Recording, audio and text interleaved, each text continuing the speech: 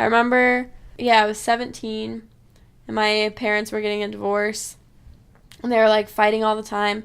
My brother had already gone to college, so I was like by myself at my house with my parents.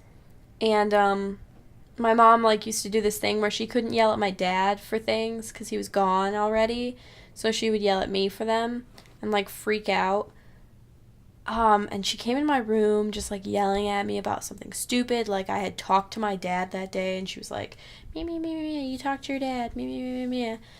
And I got so mad that I left the house. It's the middle of the winter. I like left the house without anything on.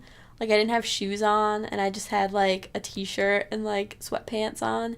And I walked for like 30 minutes down the road, like in nothing, like just not even knowing. And I was like bawling. And like if anybody would have driven by, I would have looked like a crazy person. But like I just didn't know what to do. I like couldn't be in my house. I didn't know where to go.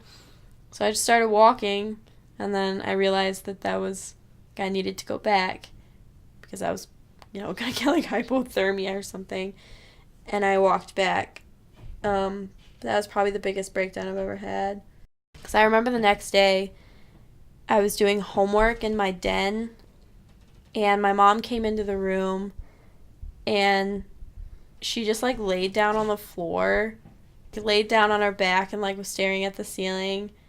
And I just kind of, like, looked at her, like, what are you doing? And then I just, like, went over there and, like, laid down next to her. And we both just, like, cried, like, laying next to each other. Like, we didn't say anything. We just cried. Like, that was, like, her way of, like, apologizing. Just being like, I'm so sorry that I'm, like, a mess, We just, like, cried on the floor. It was good. It was a good moment for us. Because after that, she got better.